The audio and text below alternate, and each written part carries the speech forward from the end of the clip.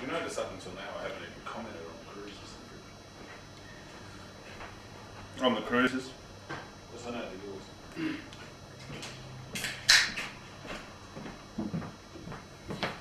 She gets to have alcohol and pepperoni. Excellent. She's loving it. Thanks, babe. Sorry, honey? You get to have alcohol and pepperoni now. Oh, yeah, I know, it's wonderful. Sorry, Pep's just trying to make out as though the bruises aren't his. I'm like, yeah, right.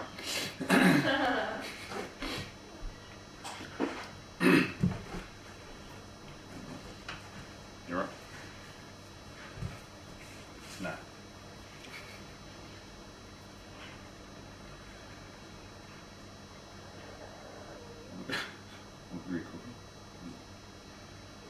Hi guys, welcome back to F1 Podcast. Pep, we've just given our tips for Spa, I should say, and now we'll just have a look back at the week that was, and what better way to start than Rubens Barrichello making his breakthrough win in the last 5 years, mate, by taking the chocolates at Valencia. Max, I'm disappointed to say that Valencia was once again a pretty boring race. Not much happening, safety cars, accidents, overtaking, there was none of that. And really Rubens Barrichello was handed that win on a platter by a couple of McLaren mechanics as far as I can see, Max. Braun is saying that he still had the pace to win the race regardless, but I'll tell you what, Lewis in that press conference afterwards was pretty pissed off, mate, and you know, I'm happy for Rubens that he won the race. You know, sometimes these things happen, and that's the way that it goes. I just wish that Rubens didn't act like such a pork chop every time he won a Grand Prix, Max. On the podium and in the press conference. Yeah. Oh, he's excited. I mean, it's the Latin blood and all that sort of thing, and you know, at the end of the day, you've got to be there to win, and he happened to be there, and he took advantage of an opponent's team's error, and power to him.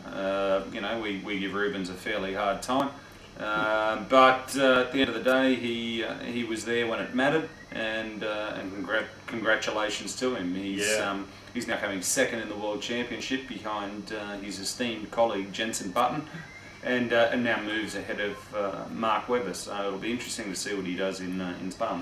Yeah, Max, you're right. And despite what I just said, he really deserved the win, and he was there to take the win. And he had some good pace. I mean, he really controlled his pace very well, and he did very, very well to get the win. So yeah, I was happy for him. We'll see if he can get some more victories, mate. Yeah, and well done to the guys at Braun and the guys on the wall for their strategy and adjusting it as well after Lewis's slight issue. A great all-round team performance, I thought. All right, Max, on to Romain Grosjean. He actually overtook Luca in the pit lane. Gee, that must have been tough. That was hilarious, I thought. You know, I thought he did a pretty solid job. I see some promise with this guy. His pedigree is excellent. Yeah. I mean, okay, Nelson Piquet Jr.'s pedigree was also very good when he came to Formula One, and we'll have to see what happens with Grosjean, Max. But at the moment, I'm liking what I'm seeing with that young fella. Yeah, I was impressed, just like you, Pep. He gets on with the job. He just gets in the car and drives the car. Hopefully that will continue to be the case for the upcoming races. Fairly quietish type of guy. Yeah. Just gets on with the business, and he realises that he's been given a gilt-edged opportunity. So he'll, you know, be polishing his racing boots every morning and all that sort of thing, turning up half an hour before he's actually due to turn up, which is great because he's got a wonderful opportunity to drive, and not everyone gets this opportunity, to drive with a two-time world champion. I mean, can you imagine the stuff that he'd be learning off Alonso? That would be fantastic, mate. You know, so I wish him all the best, and I really hope he makes a fist of this. I really hope he does. All right, Max, let's finish off with Nico Rosberg. We lost our McLaren on our picture behind us there, mate. Oh no, you're just going to have to look at us now. Nico Rosberg and Frank Williams is holding on to him with grim death, and I say, you know, I don't blame the guy. I don't blame him either. Nico Rosberg's been very, very impressive this year. He's really come of age in terms of his speed and his consistency. And there was all sorts of rumours that Nico would go to McLaren and, you know, other places. And, you know, I feel sorry for Nico if he has to race an underperforming Williams. But if that's what happened, if that's what he has to do, then that's what he has to do, mate. But Nico's been in the news a bit this week as well. Yeah, you're right. He has. And he's been very consistent over the last, you know, handful of races as well, Nico. He's had a fairly consistent season. I mean, Nakajima has given Williams 2 parts of bugger all as far as I'm concerned. Yeah. And I'd be hanging on to Nico Rosberg like grim death if I was Sir Frank. Nico's proved himself. He's a very solid driver. I'd love to see him in the top team, though. I've got to be honest with you, to see what he can really pull out of the box. But if I was Frank, and you know, he's got Nico under contract, so Nico ain't going anywhere as far as Frank's concerned. But I would be wanting to hold on to Nico Rosberg because he's more of a developer of a car than what Nakajima is. I mean, we all know why Naka's there. It's because of the Toyota engines, and I'm sorry to all you Naka fans. He's a solid driver, but he will never make it to the upper echelon, the top echelon of Formula One. Yeah, he's no Nico. I mean, Nico has really stamped his authority, and so he should on the team. Absolutely. The good thing, I guess, going for Frank Williams is, as opposed to the past, whenever Frank develops a driver or brings a driver along, Ron used to just nick him and take him to McLaren. The good thing, I guess, is that Ron's not at McLaren per se anymore.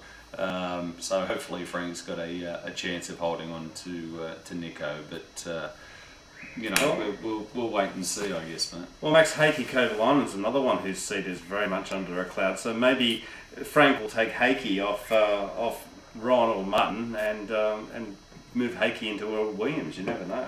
Yeah, you're right. You never know. But as we were discussing off camera, I think it's time for Williams to look for another engine supplier, so they don't have to put some paid driver in there. But then again, I mean, they just don't have the money at the moment. They've got to take what they can do. But I tell you, I'll put it to you like this way: if Williams had the budget, they wouldn't be running Toyota engines.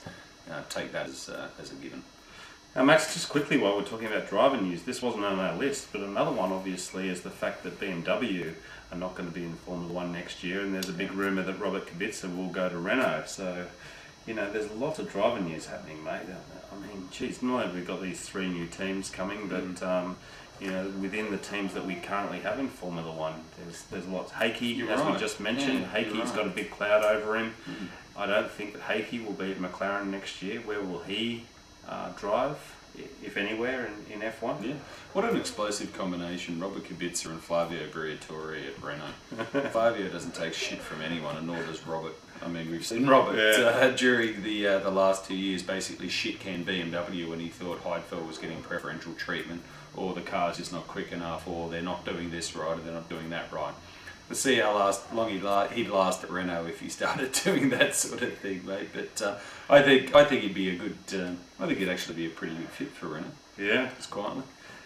All right, guys. Well, let us know what you think. That's all we've got for this week. So we'll see you soon for the next one. All right, guys. Enjoy the race tonight. See you later. See ya. Bye. Bye.